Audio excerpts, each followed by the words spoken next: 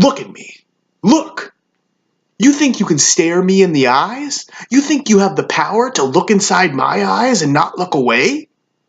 Let me tell you something. You can't beat me. You won't beat me. The only way you can conquer me is if you kill me, and you better bring a whole army to even think about slowing me down, let alone kill me. I question the impossible. I challenge the impossible. I push my limits. I'm obsessed. I'm crazy. I'm hungry. And I dare to win. You think you are stronger than me? Have more faith? More dedication? You think you can climb higher than me? Push harder than me? Receive more pain than me? Unless you can look into my soul and not see the reflection of your own weakness, it is on that day that we will battle to the death. Till death do us part. I was a security guard directly across the street from the Twin Towers. It was just another day. I was making the rounds when I heard this deep, imploding sound. Then everything kind of quivered around me, like an earthquake tremor. Lasted a few seconds, but it was enough for me to go to the front desk and check it out. My coworker Bob told me to go outside and look up that a helicopter had hit the South Tower.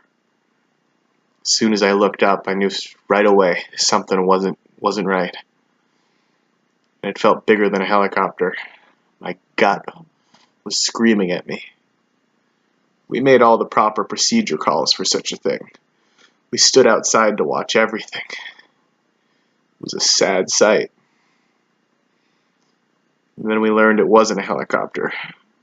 It was an airplane. But then like 20 minutes later, we hear the most horrifying sound. It was the sound of a second airplane. Just before it hit the second tower, the engines roared. Complete madness took place. People in the streets were running. Then things got ugly. Debris began falling from the building, hitting people below.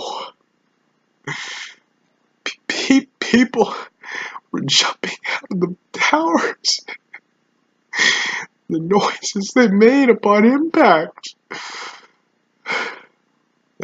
A man came running toward me.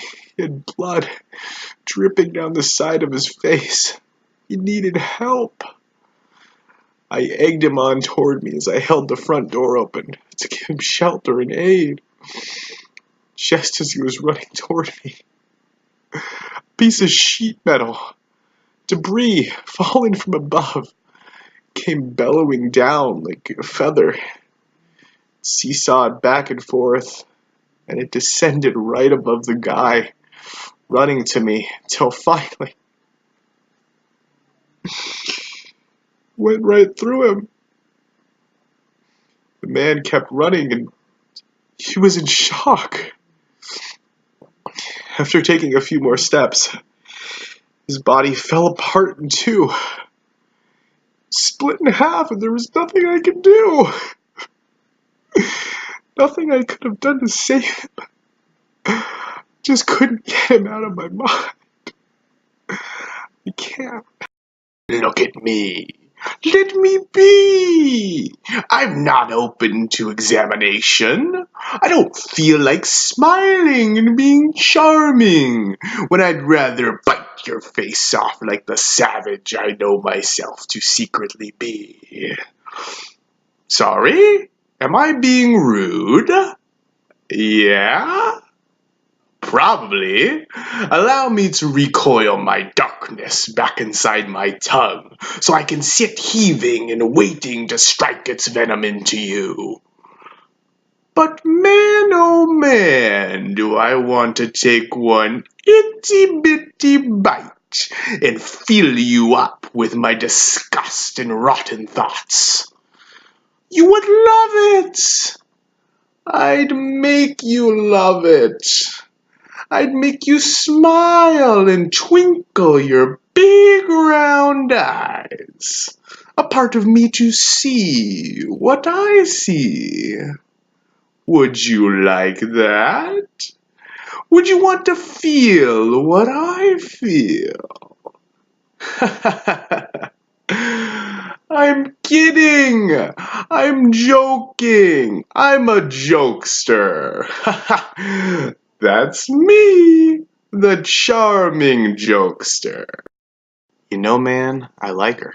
I really like her. I can even say I care about her a lot. Jessica's a great girl, and I know I've said this before, and maybe this is a problem I have, but I think she's great for someone else. I don't see myself being with her for the long haul. And I hate when I start doing this shit, when I start visualizing the future instead of living here in the now. Just the now is all I should be focused on, but I'm a mind drifter, man. I have too big of an imagination. I fantasize about kids, a house, families, all that shit. I can't do it. Not this one. She's not lining up with what I see. Does any of this make sense? I'm starting to think it's just me. I can't seem to make it work, and I hate all this judging I do. I get confused and overwhelmed all while I'm with her, my mind spinning when she's sitting next to me telling me she loves me. What am I supposed to do? I'm breaking up with her this Saturday. I'm doing it. I guess I'll add her to the collection of amazing women I've been with. It's me. I need time on my own.